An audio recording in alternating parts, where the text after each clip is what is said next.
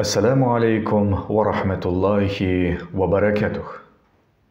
Har biringizga Alloh taolaning salami, rahmati va barakati bo'lsin. Kichkinagina nasihat.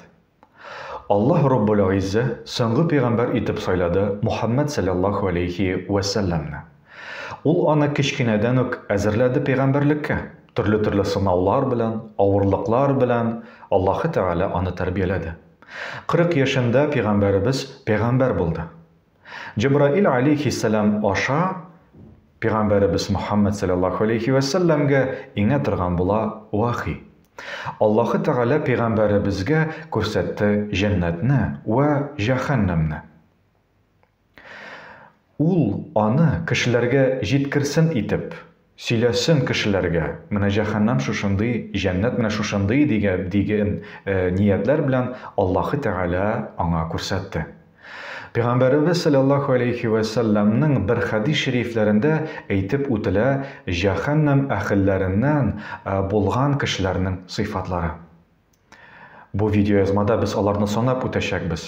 Һәм инде әгәр дә бездә ул сыйфатлар булса, без алардан арынырга тиешбез. Әгәр дә алар бездә юк икән, әлхәмдүлиллаһи раббил аламин. Пәйгамбәрбез саллаллаһу алейхи ва саллям әйтте: "Хәбәр бирмәскәнме сезгә шул кешеләр турында кемнәр җәһәннәм әһелләреннән булачаклар? Ул һәрбер тупас, саран һәм тәкәббер кеше" диде.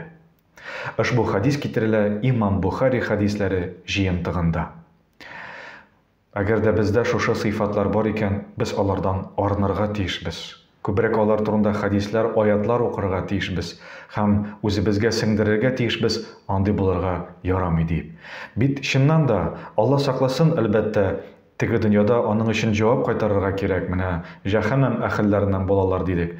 Әмма ләкин шушы дөньяда да ал кешегә кем шушы сыйфатлар аңарда бар икән, аңа шушы дөньяда да әлбәттә авыр. Үзләренең дуслары белән, күршеләре белән, коллегалары белән ул кешегә авыр. Аллаһы Тәгалә үзе сакласын шушы сыйфатлардан. Вассаламу алейкум ва рахматуллаһи ва баракатуһ.